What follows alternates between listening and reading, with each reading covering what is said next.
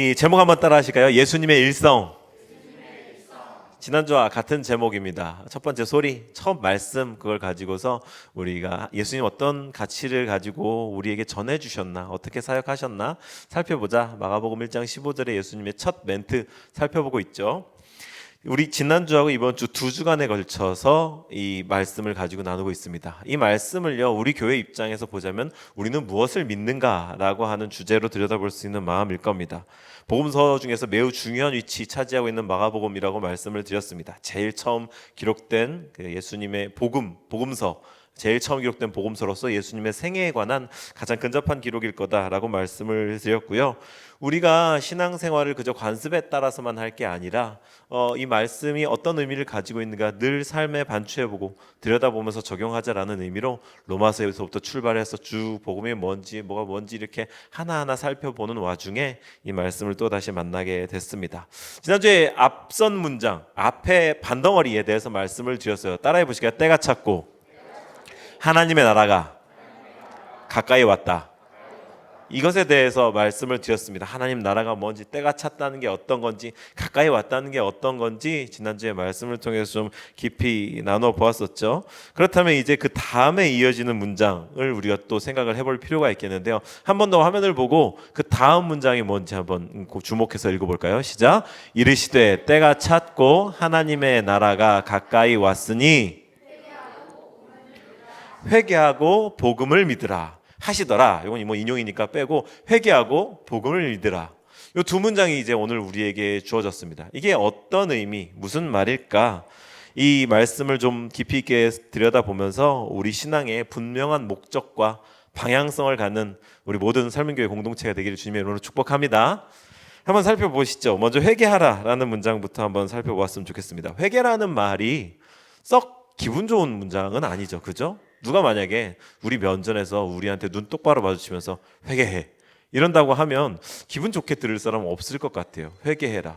우리가 상식적으로 알고 있는 회개한다라고 하는 말의 의미가 그다지 좋은 의미가 아니기 때문이겠죠. 왜냐하면 회개라는 것은 이전에 우리가 잘못되어 있었다, 그러니 좀 돌이켜라, 이전의 상태가 잘못되었다, 너 지금 잘못되어 있어 라고 하는 그 상태를 전제하는 그런 표현이니까 말이죠. 근데 왜 예수님은 이렇게 하나님 나라 가까이 왔고 때가 찼다, 그러니까 하나님 나라가 가까이 왔으니까 니네가 회개해야 된다라고 하는 이런 문장으로 우리한테 말씀을 하셨을까? 한번 곰곰이 생각을 해봐야 될 필요가 있겠죠. 저는 이렇게 말씀하신 이유가 이 의사 선생님과 환자의 관계 속에서 좀 비유될 수 있다고 생각을 합니다. 우리가 좀 몹쓸병에 걸려가지고 그러면 안 되겠지만 짧은 생을 남겨놓고 있다고 한번 생각해 보시죠. 그러면 의사 선생님 입장에서 두 가지 선택지가 있을 수 있을 겁니다. 하나는 그냥 제대로 병에 대해서 알려주지 않으면서 그냥 편하게 계시다가 편하게 계세요, 괜찮습니다, 이렇게 숨길 수도 있을 거고요. 하나는 병에 대해서 좀 더 정확하게 알려주면서 당신이 얼마나 심각한 상태인지를 알려줄 수 있을 겁니다. 우리가 예수님께서 우리에게 첫 멘트로서 하나님의 나라가 가까이 왔다라고 알려주시면서 회개해라라고 하는 문장을 주신 것은 이러한 상황이라고 볼 수 있겠습니다. 우리가 얼마나 심각한 상태에 있었는지, 내가 얼마나 죽음으로 향하고 있는, 말하자면 질병, 어쩔 수 없는 상태에 놓여 있는지를 알아라. 거기에서 돌이켜야 된다. 너희 지금 하나님의 나라 가까이 왔는데 이대로 가다 보면 답이 없는 상태야. 현실에 대한 정확한 파악, 자각은요, 치료의 첫걸음이기 때문에 이런 말씀을 전해주신 겁니다. 실력 없는 의사라고 한다면 그냥 입에 좋은 거 먹다가 그냥 편하게 계시다가 이런 식의 판단을 하겠지만, 절대로 좋은 의사라고 한다면, 실력을 가지고 있고 치료할 수 있는 의사라고 한다면 그렇게 말하지 않을 거다라는 거죠. 예수님께서 복음으로 오시면서 첫 대사로 회개하라고 말씀하신 것은 우리의 상황이 이와 꼭 같기 때문이다 라고 말씀을 드렸습니다. 혹시 기억하시는 분 계실지 모르겠어요. 제가 일전에 다른 설교를 하면서 이 나뭇잎을 한번 딴 적이 있습니다. 여기에서 설교하면서 이 나뭇잎을 하나, 지금도 따기 너무 가슴 아픈데, 제가 이거 생화거든요. 생화. 오늘 아침에 대현이가 이거 생화였어요? 이렇게 물어보는데, 제가 나뭇잎을 하나 땄습니다. 살아있습니까? 죽어있습니까? 그렇죠. 이게 정말로 존재론적으로 본다면 죽은 상태인데 여전히 살아있는 것과 똑같단 말이죠. 제가 나무에서 딱 끊어갖고 오는 순간부터 생명의 근원으로부터 끊어졌기 때문에 이 나뭇잎은 죽은 겁니다. 시간이 지나면 갈색으로 변할 것이고 생기를 잃어가고 푸석푸석해지다가 손대면 바스라지는 그런 흙으로 돌아가는 죽음의 상태가 이 나뭇잎의 상태일 텐데, 지금 이 나뭇잎이 탁 끊어서 아이고 아프다라는 생각을 했을지도 모르겠지만 자신의 스스로의 상태를 거울에 비춰보면서 여전히 윤기 있고 난 아직 생생한데 나는 살아있어. 그러니까 가고 싶은 데 가고 하고 싶은 거 하고 이렇게 살아간다고 하면 결코 이 나뭇잎이 갖고 있는 생각을 지혜롭다라고 할 수 없겠죠.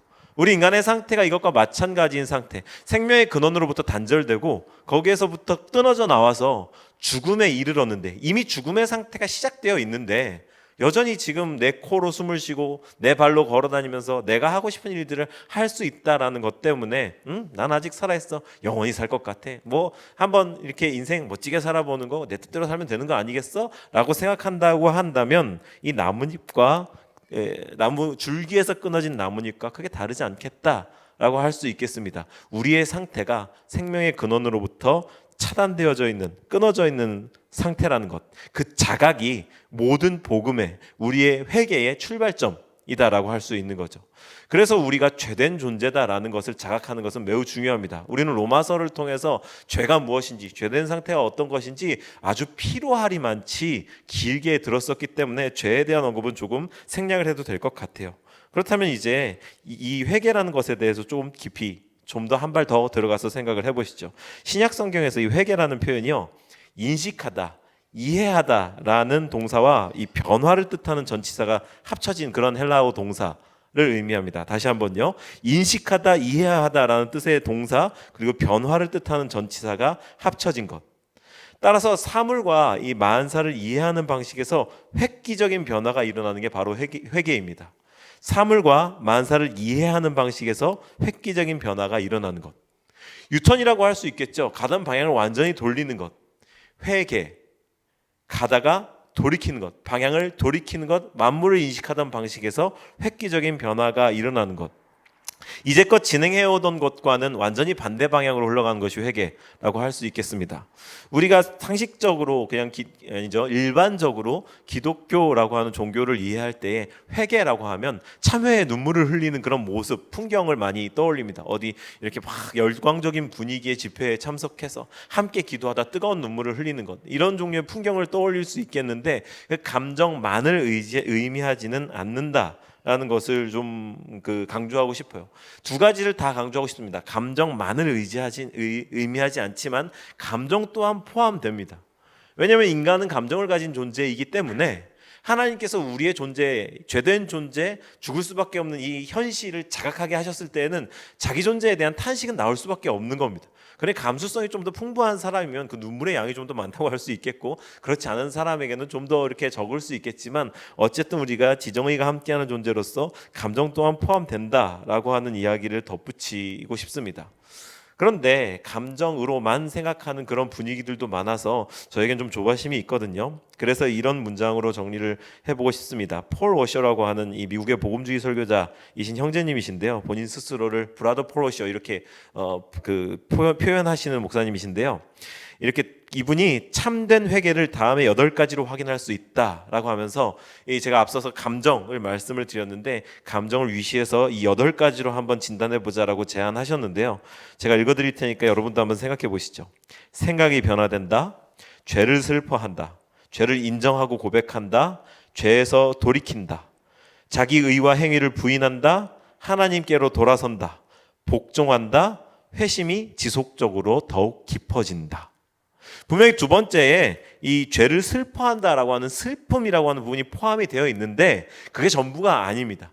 나머지 것들은 어쩌면 삶의 전반에서 이어지는 것들을 더 깊이 있게 이야기를 하는데 저는 마지막 8번째에 주목하게 됐어요.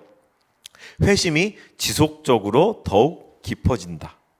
회심, 뭡니까? 마음을 돌이켜 먹은 것, 마음을 바꾼 것, 이 세상 살아가는 내 삶의 태도를 어떻게 할 것인가에 대한 내 마음의 상태를 바꾼 것이 회심이겠죠. 그 회심이 지속적으로 더욱 깊어진다.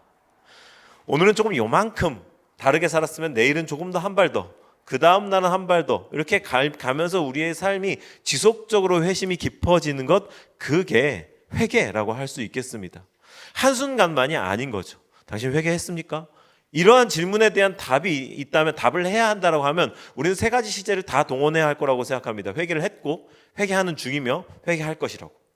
왜냐하면 우리 삶이 이 땅에서 계속 이어지니까 지속적으로 깊어지는 회개를 해야 하니까요.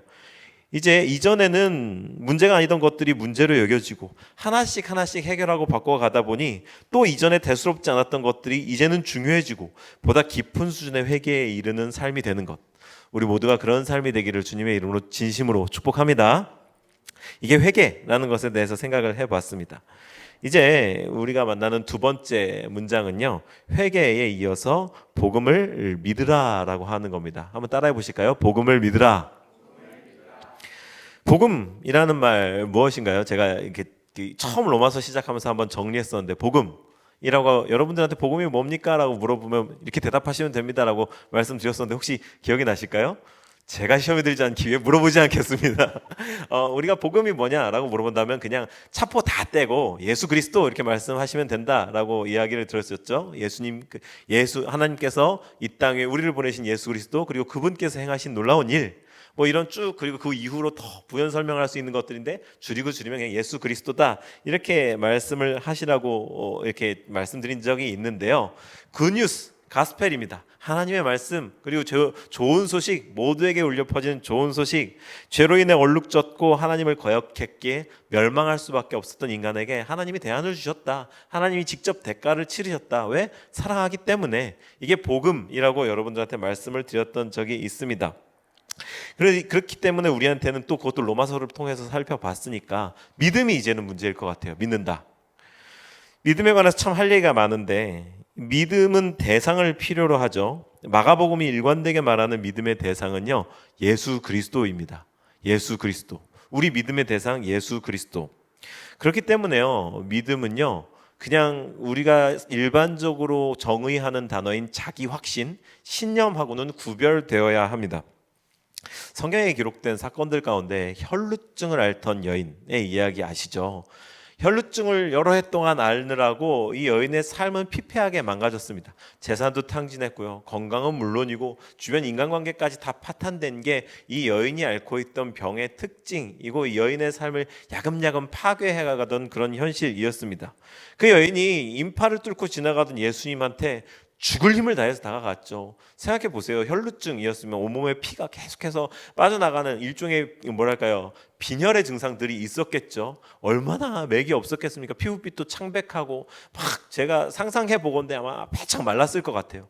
그런데 예수님이 보통 인싸, 요즘 애들 말로 핵 인싸였습니까? 사람들 막 구름대처럼 이렇게 몰고 다니는데 그 사이를 비집고 갔단 말이죠. 목숨을 걸고 간 겁니다. 내가 갈 때가 못 돌아오더라도 간다, 이런 마음으로 목숨을 걸고 기다시피 해서 간 겁니다. 그리고 예수님의 옷에 이렇게 딱 옷자락에 터치를 하는 순간 예수님이 정색하셨을까요? 확 돌아보셔서 누가 내 옷에 손을 댔냐라고 반응을 하셨죠. 그러니 이 여인인 것을 알고서 주님께서 이 여인에게 이렇게 말씀을 하셨습니다. 따라 네 믿음이 너를 구원하였으니 평안히 가라, 네 병에서 놓여 건강할지어다. 이렇게 말씀을 하셨단 말이죠. 왜 하필 예수님은 이 여인에게만 반응을 하셨을까? 아주 많은 사람들이 에워싸서 무리가 막 민다고 그랬어요. 제자들도 누가 내 옷에 손을 댔냐라고 예수님 딱 반응하시는 것에, 참 예수님 유난스럽네, 지금 이렇게 사람 많은 거 안 보이세요? 막 예였는지 재였는지 모르겠습니다. 이런 반응 속에서 내게서 능력이 나갔다, 누가 내 몸에 손을 댔다라고 하는 것을 구별해서 말씀을 하셨거든요. 그러면서 이 여인인 것을 아시고 이렇게 불러 세우시면서 여인에게 하신 말씀이 의미 있다 이겁니다. 따라 내 믿음이 너를 구원하였으니. 이 말씀에 비추어 보건대 이 여인이 가졌던 믿음은 내가 저분의 옷에 손을 대면은 내 병이 그냥 나을 거야. 병 나음에 관한 믿음이 아니라 내 믿음이 너를 구원했다, 내가 저 옷에 손을 대면 구원받을 거야 라고 하는 구원에 관한 믿음이었다는 것을 예수님의 멘트 속에서 우리가 발견할 수 있는 겁니다. 예수님 믿으면 나을 거야 라는 종류의 믿음을 가진 사람은, 자기 확신을 가진 사람은 그 주변에 많이 있었을 겁니다. 예수님한테 가면 내 병을 낫게 해주실 거야, 예수님이 그냥 내 병을 치유해 주실 거야, 그런 종류의 믿음을 가진 사람들 주변에 있었을 거고, 손댔고 나았는지 모르겠습니다. 성경은 그 부분에 대해서 침묵하고 있습니다. 하지만 이 여인에 대해서 콕 집어서 예수님이 불러 세우시고 말씀하셨던 것의 문장에는 따라 네 믿음이 너를 구원하였다, 구원받는 믿음에 관해서 주님이 콕 집어서 말씀을 하고 계신 거거든요. 이게 얼마나 중요하고 큰 차이인지 우리는 발견해야 됩니다. 그 사람들과 이 여인의 믿음의 차이점은 예수 그리스도였습니다. 예수 그리스도는 나를 구원하실 분, 내 병을 그냥 단순히 낫게 하실 국한된 아주 협소한 의미의 구원자가 아니라 모든 것을 해결하실 분, 우리 죄의 문제를 해결하시고 우리를 낭패에서 건져내실 분, 내 믿음의 대상 예수 그리스도. 그것은 하나님께서 이 망가진 세상을 결코 그저 포기하지 않으시고 단호하게 개입하셔서 이 땅 가운데서 하나님의 뜻을 펼쳐 가실 거다라고 하는 기대의 연장이라고 말할 수 있을 겁니다. 이제 다시 본문으로 돌아와 보면은요, 회개하고 복음을 믿으라라고 하는 이 문장이요, 헬라어로는 현재 시제로 쓰여 있다는 걸 강조하면서 말씀을 좀 마무리하고 싶습니다. 쉽게 말해서 때가 찼고 하나님의 나라가 가까이 왔으니 복음 안에서 회개와 믿음의 삶을 계속적으로 살아라라는 의미였다는 겁니다. 다시 한번 말씀을 드립니다. 복음 안에서 회개와 믿음의 삶을 계속적으로 살아가라라고 하는 현재 시제. 한번 회개하고 믿으면 끝나는 것이 아니라 그리스도인이 되고 그리스도인으로 살아가면서 회개와 믿음의 농도가 점점 더 짙어지는 것, 깊어지는 것, 그것이 참된 그리스도인의 표징이라는 거죠. 이제 설교를 마칠까 하는데요, 한 가지 이 사실을 기억하면서 이 설교를 마치고 싶습니다. 마가복음의 저자인 마가 요한이라고도 하는 이 마가는요, 사실 특별한 기억이 있는 인물이었습니다. 안디옥 교회에는요, 이 이방 선교를 위해서 바울과 바나바를 파송했는데 이들이 좋은 팀이었죠. 바울과 바나바 함께 선교여행을 가면서 아주 위대한 일들을 이뤘습니다. 많은 기적들을 일으켰습니다. 그리고서 이제 다음 선교 여행을 이제 준비하면서 선교 팀원을 짜는데 이 마가 요한, 이 사람을 선교 팀원에 포함시키냐 마냐를 가지고서 바울과 바나바 두 사람이 심각하게 싸웠습니다. 갈라질 만큼 싸웠습니다. 왜냐하면 마가 요한이 1차 선교 여행 때에 이게 너무 힘들고 향수병이라고 이렇게 좀 추측을 하는데, 학자들이 이 선교 여행 중에 하던 일을 내팽개치고 돌아가 버렸거든요. 바울과 같은 목적 중심적이고 앞으로 막 이렇게 해치고 나가는 파이오니어 같은 사람들은 저런 인간은 일에 도움이 안 돼. 우리가 일하러 가는 거지 관광 가는 겁니까? 못 데리고 갑니다. 이랬는데 바나바 같은 조금 감성적이 F고 이런 사람은 그래도 실패한 사람에게도 기회가 한 번 더 있어야 되지 않겠습니까? 데리고 갑시다. 이렇게 하는 입장 차이가 첨예하게 있다. 결국 둘이 따로 선교 여행을 떠나게 된 거죠. 제가 말씀드린 게 뭡니까? 마가가 그 중앙에 서 있던, 이 문제의 중심에 서 있던 인물이었다라는 겁니다. 두 사람을 갈라지게 했어요. 선교 여행을 말하자면 헤집어 놓은 트러블 메이커가 마가 요한이었다, 이 말입니다. 놀라운 거는 바울에게도 이 마가 요한이 훗날 아주 유익한 사람이 되어 있었다라는 거죠. 마지막에 이 데살로니가 교회에 이 마가 요한의 이 데살로니가 교회에다가 마가 요한을 보내서 주의를 감당하게 했고요. 그리고 이제 바울이 로마의 감옥에서 마지막에 쓴 편지에 그가 내게 유익하니 나에게도 좀 데리고 와다오, 이렇게 부탁할 정도로 바울도 심적으로 그리고 사역적으로 육적으로 영적으로 많이 의지하는 친구가 되어 있었다는 걸 봅니다. 트러블 메이커였던 사람이 복음서의 저자로, 그리고 한 사람의 위대한 주의 종에게 의지가 되는 인물로, 심적으로 인간적으로 의지가 되는 인물로 그렇게 성장한 걸 우리가 볼 수 있죠. 우리가 회개하고 복음을 믿어라, 회심의 삶, 깊어지는 그리스도의 삶을 생각할 때에 이렇게 훗날 하나님 앞에 위대하게 쓰임받는 그 나중 지점, 그것이 당장 일어날 것처럼 기대하는 게 아니라 평생에 걸쳐서 일어났다는 여기에 우리가 초점을 맞추면서 기억해야 될 필요가 있는 것 같아요. 우리 주변에 앉아있는, 옆에 앉아있는 분들과 함께 우리는 평생을 회개와 회심이 지속되어지는 그리스도의 삶으로 살아가야 하는 그런 삶입니다.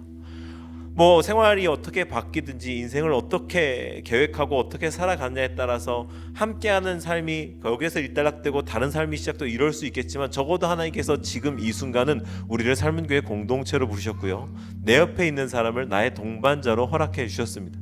그들의 삶을 기대하는 우리 서로가 되었으면 좋겠습니다. 하나님의 나라가 이분을 통해 이루어질 겁니다. 하나님의 나라가 나를 통해 이루어질 겁니다. 하나님의 나라가 우리 모두를 통해 이루어질 겁니다. 이루어졌고 이루어지고 있고 이루어질 것입니다. 그렇게 깊어지는 삶으로 우리를 부르셨으니 트러블 메이커였던 마가 요한, 성장하여서 이 바울에게 기대가 되는, 기댈 수 있는 사람으로, 거목으로 성장했던 것처럼 예수님의 일생을 가장 빨리, 가장 실제에 가깝게, 그리고 가장 많은 사람들에게 전해줬던 복음서의 저자로 쓰임 받았던 것처럼 저와 여러분들의 삶도 그렇게 회복되고 하나님의 일의 재료로 사용되어지기를 진심으로 기대합니다.